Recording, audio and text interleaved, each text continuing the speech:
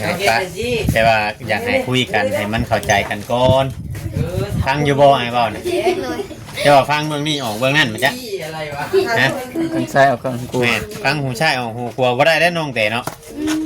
ว่าเท่านั้นแหละทั้งเอื้อยทั้งหยังก็บอกว่าเลยเนาะ ห่วงได้จังหวะบอ เอื้อย ก จักพ่อ บ่มีภัยหรอกที่อยากให้อันนั่นนี่นะมันก็อยากให้มันจบเรื่องนั้นเพราะว่าพ่อเจ้านั้นหลังจากที่ได้เจ้ามานี่หน้าตาเรานี่ชื่นบานแต่ตอนที่ว่าท่านได้ไปเอาเจ้านั้นโอ้ยหน้าเหี่ยวหน้าฮุบเราคืออุกคืออังบ่จักความไปเอาบ่จั หาก วิธีหาที่ทางอยู่ดิ แม่นหาวิธีแนวนั้นแนวนี้อยู่เราอยากไปเจ้าสิคิดเอาแต่ใจตัวเองบ่ได้จำพ่ออีกทีเพิ่นยังคอมเมนต์มาบอกว่าน้องตุ๊ก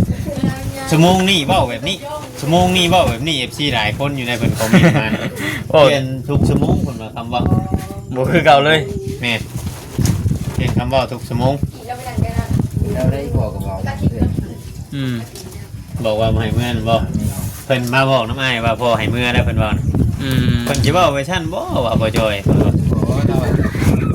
เมื่อรถมาลูกอยู่นี่มึงมาไกลมึงได้แล้วอ่ะ แต่ว่าเมื่อแต่น้ำตกนี้ คันพ่อจอยยื่นคำขาดปานนั้นเจ้ายังตัวอ้ายเนาะน้องตุ๊กนี่เชื่อใจบ่ได้เด้อน้องตุ๊ก อืม หลายจริงๆน้องตุ๊กนี่หลายอันนี้น้องตุ๊กนี่เนาะ โหดเกินดิ พ่อจอยยื่นคำขาดกัน ว่าเท่านั้นแหละ คือเจ้าบ่ได้บอกทางน้องตุ๊กทางไงบ่เจ้าบ่ได้บอกให้ผัวเจ้าเข้ามาหาปุ๊บพอเฒ่าบ่เมื่อคืนนะ บอกเหมือนคนว่าเอาเมื่อ เข้ามา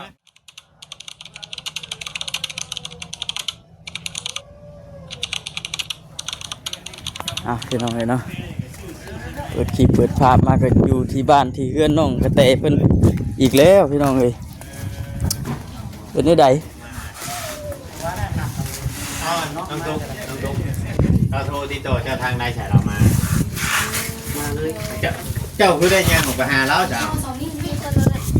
มีคนมาเอิด น้องทุกสบายดี ใครมาเอิด อืม ใครมาเอิดหมูเพิ่นน่ะบ่ยอมเข้ามาพี่อีกออกไปใช่จะออกไปเมื่อคืนฮะโอ้ ว่าเอียง เพิ่นไปนั่งอยู่ฮะ คิดเด้ เพิ่นบ่ได้เข้าเพิ่นได้นั่งบ่ มาถึง อืม ทีเดียวกันสิเมื่อแล้วสิเมื่อกันอีก ตอนนี้น้องเตนี่บ่ให้เมื่อเป็นแนวไหนบัดพ่อเจ้าคือบ่ให้เมื่อซะน้องเต เป็นได้บ่พี่ ให้บอกว่าบอกมา นั่งตุ๊กกันได้บ่ มึงคืนเราจะมีให้เพื่อน เออ บ่ เพื่อนเองได้อยากมึงอ่ะ ตัวเรื่องมันยังบ่เคลียร์กันแล้วเนาะ แม่ ผู้ใหญ่ให้เพิ่นโมเมนต์ว่าเฮาสิเมื่อเช้าสิเมื่อก็ให้ผู้ใหญ่คุยกันก่อน เพิ่น แม่น ว่า อยู่ เพิ่นว่ากันก่อนเนาะ แม่นอยู่หรอก ล่ามพูดล่ามบ่ให้เมื่อเดี๋ยวนี้ คุยกันตบแตกก่อน แม่ล่ามบ่ให้เมื่อมัน ก็เว้าอยู่ว่าสิฮอด3มื้อบ่ว่ะก็เว้ามื้อ อยา นั้น กเมื่อก็เมื่อคะแนนอย่าเอาลานเมื่อเมื่อรถตัวเดียวคุณพ่อก็ว่าเมื่อรถอันนี้นะบ่ให้เอาเมื่อ ด่านเรามาเมื่อ แม่น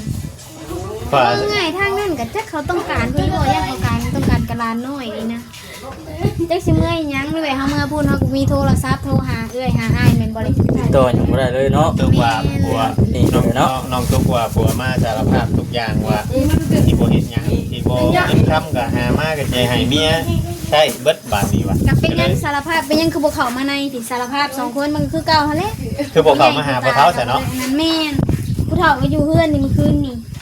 เพิ่นสารภาพอยู่ใช้น้องทุก สารภาพมันกันสองคนมันก็คือเก่าแล้วพวงเดียว เว้าง่ายๆก็เว้าแต่การชงผัวเมียสินะ แต่ ว่า ว่าอยู่ป่ารอนปุ๊ที่ พูด ปลูกกลาง อยู่ เงิน โคกพูด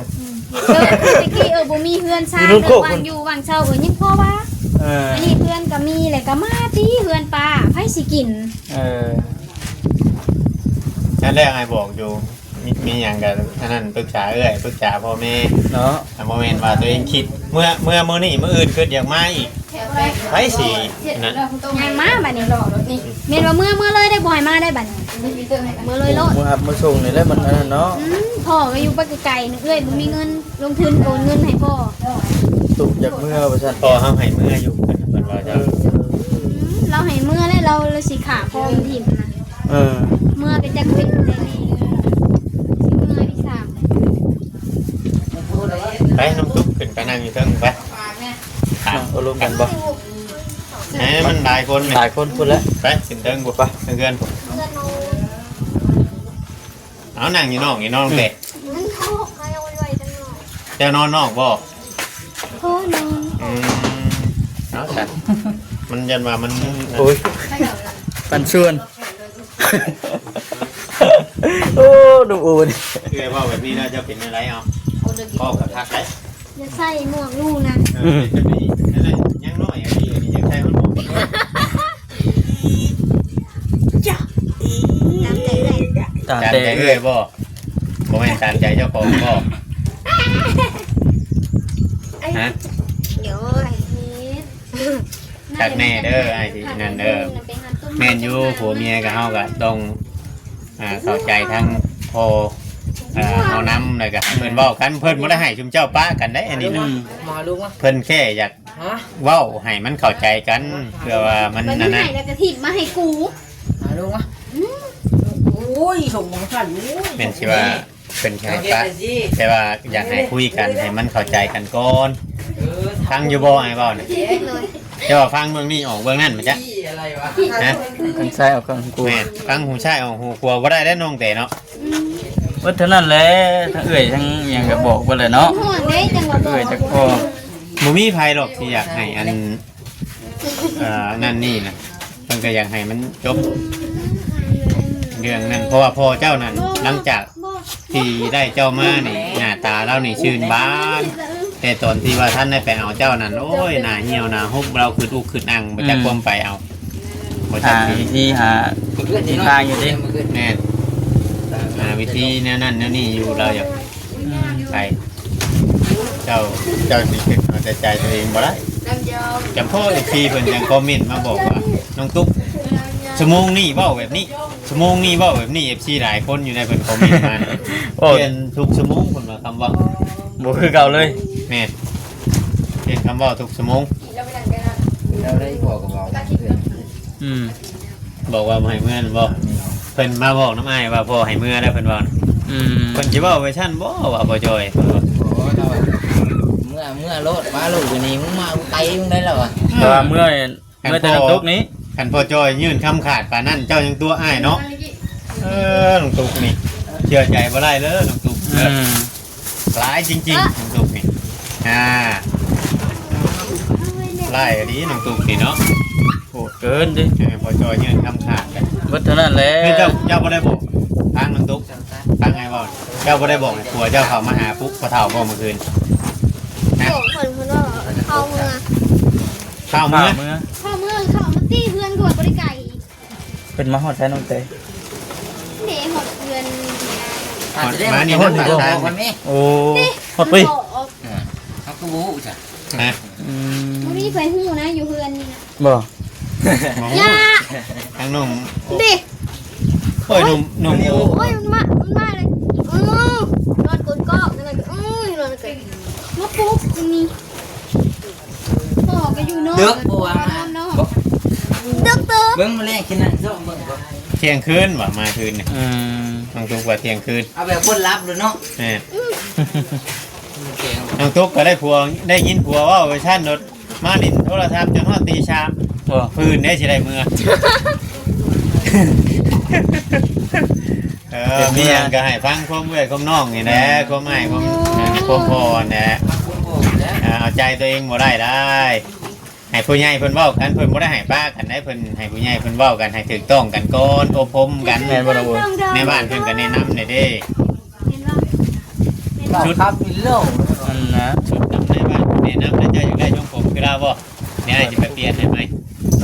ฮะ ให้บ่เวียก แจก การแล้วเลย ไอ้จุ้ง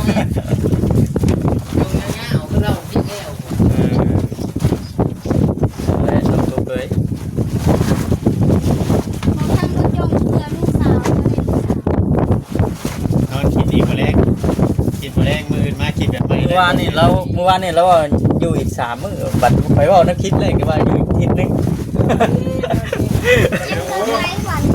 ยังคลิปต่อไปอีกได้เหรอ คิดต่อไปอีกคิดว่าอีกเดี๋ยว ยังมีคลิปต่อไปอีกได้ นี่ข่าวดีบ่คนนี้ข่าวดี แซนนี่แล้วว่ะ ว่าแค่นี้บ่บ่คุยได้บ่ได้ เฮ้ยก็พูด เมื่อวานนี้ กู ว่านี่ แต่ว่านี่มันบ่จ้ะเอา ยังสิมีอีกเทื่อนึงได้เราสิจกอีกอะ ฮะ ยังสิจกอีกเทื่อนึงแล้วอ่ะจกให้บ่เล่าบัดนี้น่ะอันข่าวดีของบ่บอนน่ะตามเรือได้แล้วมื้อเช้านี่เราจกให้ข่อยเบิ่ง แจ้งเขาดี เนาะ บ่ น้องโหเนาะเพราะว่าข่อยยังบ่ฮู้ได้เราเลยจกให้ข่อยเบิ่งมีแต่แบบนั้นเด้อน้องตุ๊กเด้อมีหยังก็นั่น คุย กำลังไกลเกลี่ยกันอยู่เนาะทุกคน บ่อยากมีอีกคลิปต่อไปว่ะน้องตุ๊กน่ะ ว่าเนาะ ยังมีคลิปต่อไป ระหว่างน้องเต ทีนี้เราไปยัง คลิปนี้รถเป็นยังเอามีความในใจเปิดเผยรถคลิปนี้ครับ ลองว่าเบิ่งดูสิ อ่ะ เป็นที่ไหน มีแม่เปิดไปก่อน เช้านี้เพิ่นว่าอยากชวนกูไปตั้งหลังไม้หักบ่ได้ว่าก็ยกคลิปไปย่างพูดบ่ได้เว้าได้ข่อย บ่ได้ใส่ไม้จ้ะ บ่ได้ยินซ้ำว่าเจ้าไปสอนอยู่ฝ่ายพังเด้อยังยังมีหลังไม้ได้เฮาสิสอนเจ้าพังเพิ่นน่ะ ลองบอกมาเบิ่งดู เพราะว่าเรื่องนั้นน้องไอ้นี่เนาะ นั่งนอนเด้อเพิ่น บ่ได้ นักหมุนลุงใน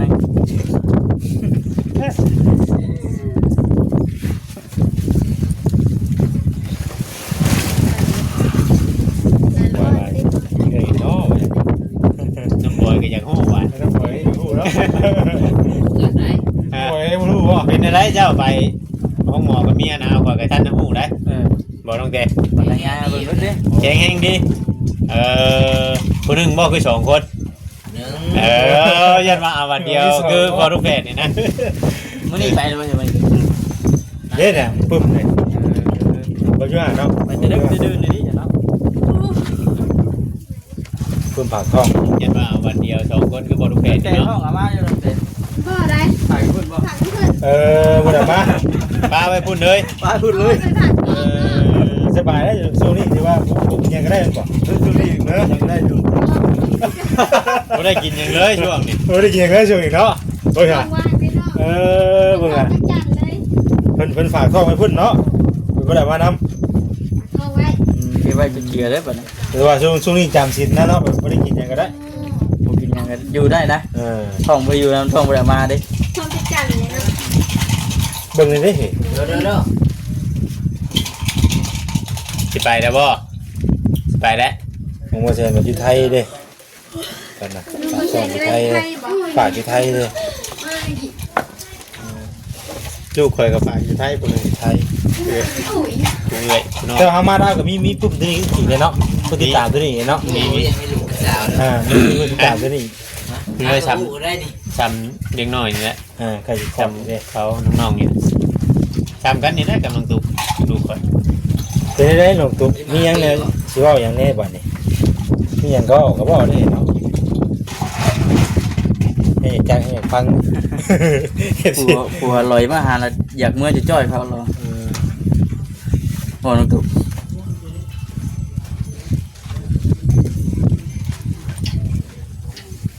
เฮ้ยบัดนี้ แจ็คสิว่าแน่ไหนเนาะมีแต่ว่า เลยบัดนี้ อึ้งเลยบัด จริงนะ เนาะเมื่อคืนนี้มันเป็นตอนคืนพี่น้องเนาะมีแต่ว่ารอคุยกับพ่อจอยอีกเอาให้พ่อจอยใช้ไม้แข็งๆเนาะเด้อบ่ต้องเอาไม้อ่อนเด้อบัดนี้น้องเต้ แกงแล้วมือนี่ ฮะ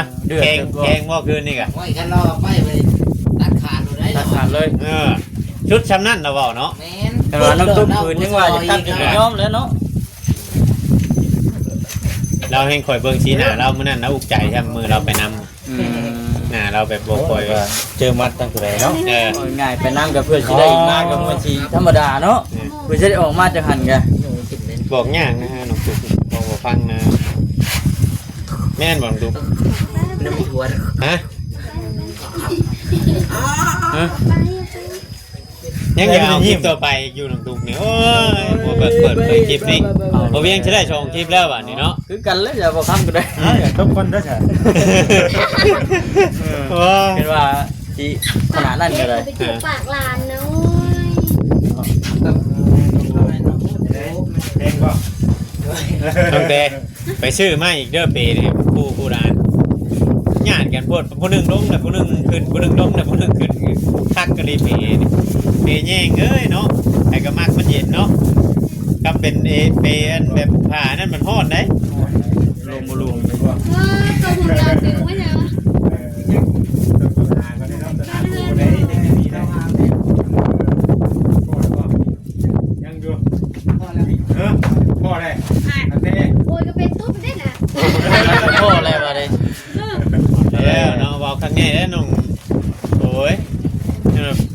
แล้วยังแต่ละเวลา ยังรอเวลาอยู่ ยังอยู่รุ่มแรกอยู่เนาะ ก่อนนี่สิ ไม่อยากพูดกันไปซื้อได้ไปเลยเนาะ ชาได้เด้อ เจ้าทางโอ้กันไปซื้อนี่มาเอาเลยกลับมาบ่มึงนี่ เข้า ช่วงไหน ไปแก้เด้น้องเตะตุยเด้น้องคนนี้กำลังนอนม่วนยังพูดแก้ออกโอ้ย วันนั้นน้องโอ้ยจะเอาช็อตไหนนะนี่นะ เนาะอย่าให้ เพิ่ ได้ นยั ช็อง ต ไง จัก เห็น เนาะ ช็อตได้เนาะ เอาแล้วน้องโอ้ ตุ้ยอยู่แห้งเดียวเนาะโอเคเด็กๆสิว่าเนาะ พี่น้องเนาะ ใช้ยังบ่ทัน น้อ ได้ งตุ๊กกำลัง ยังคิดอยู่ คิดอยู่เดี๋ยวนี้ ใช่ ยังหาคำตอบยังหาคำเว่าอ เดี๋ ยู่ ยวว่าน้องตุ๊กตอนนี้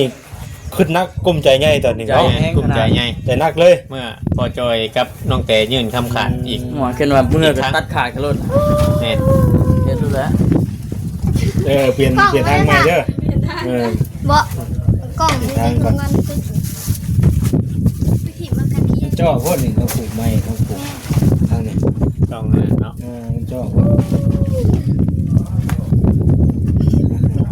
ยังเหมือนมีแต่ยิ้มเลยเนาะ อันแล้วเพิ่นยังบอกอยู่ว่าในเรื่องของผัวเมียคำว่าบ่ดีอะล้อน่ะบ่ต้องให้ฮอดผู้ใหญ่ อันนี้เว้าหยอกกันซื่อๆกระปือกระปิโทรหาผู้ใหญ่ เจ้า มัน เจ๊ บ่แม่น โอ้ทำได้ทำหนึ่งเขาคิดกับหัวหูเขาเลยหูแล้วเรื่องไงเรื่องโตคือกันบ่ฮู้นอกจากว่ามันนักหนาดิอยากนอนได้ค่ะเนาะ ทราบว่าจ้ะแต่ทราบว่า ตื่นแต่เช้าแล้วเขาปลุกนอนเลยค่ะ แนวไปแต่เช้าได้ยังบ่ทันเนาะวันนี้ไปได้วันบ่ทัน ไปดี ไปดีเปล่าอันนี้นี่ห้าวเด้อนี่ห้าวนี่ภาษาจีนคุณอ่ะยกมาจังแล้วก็มันกำลังฮู้เลยนี่นี่ห้าว มาทำกันดิ มันกำลังฮู้เลยนี่นะ ที่หาว เนาะแต่ก็ฮู้จักกับลูกชายเขาเนาะเขาก็ได้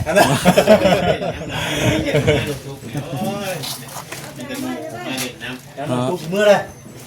อยากเมื่อจะจ่อยเองจะพอจะเอื่อยหามดึงไว้อยู่ ก็ ตั้งเบิ่งสถานการณ์มันก่อนเนาะ คุยกันก่อนคือว่าได้เฮาก็ได้เนาะเฮายังบ่ได้พี่น้องเอ้ยแต่ว่าให้เพิ่นเว้าเพิ่นคุย แม่ กันน้องมีหยังก็ได้ เอาวันนี้บอกแสนคือวันนี้ไหม ใส่ไม้นี่นะ นี่ไหม ขามันหักขาเสียบมันหักดีนี่ ได้เห็นขากล้องใหม่ นี่ขาเสียบมันหักกดเฮ็ดเสียอยู่นะถ้ากันเลยสั่งเอาใหม่เนาะ กาวโจทย์เอา หักข้างในนี่ ไปยังติ้วกัน เดี๋ยวหักก็บ่ได้ตัวแก้วบ่อยู่บ่น้องแสง เล่นออกมาเลย นะตู้แก้วไปเตรียมเครื่องมาครับ เล่นออกมา เตรียมไม่ตรงไม่ตองมาเต เต รี รี ย ย ม ม ไป เครื่องขึ้นเฮือนบ่ ไม่อื่นบ่ ขึ้นบ่โอ้มือนี่ถึงว่ามือขึ้นเฮือนใหม่ตั้งแต่เจ้าหัวเนาะ มีตู้แก้ว ตัวแก้ว เล่นนอนขึ้นแล้ว ขึ้นได้ดิขึ้น ได้ได้ อ๋อมือนั่นเนี่ยไปตามมาพุ่ง หากตอนคอนกระตาไม่เนาะ เอามาเตะนั่นได้ฮะเครื่องเปลี่ยน ยังไม่บอกค่ะก่อนคือวันหนึ่งนี่แหละ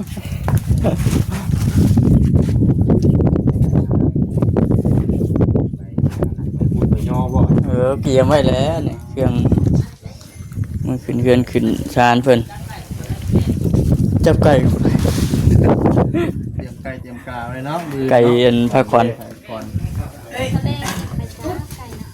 เอาคนน้อยช่วยเห็นบ่ ชอบบ่ได้เนาะ โอ้ยเป็นอยู่ เป็นอยู่บ่เห็นบ่ไทยสบายดี คือเลยเนาะ ก็เลยวันนี้น้ำมือแล้ว เอา เป็นแล้วบัดนี้ ลังใหญ่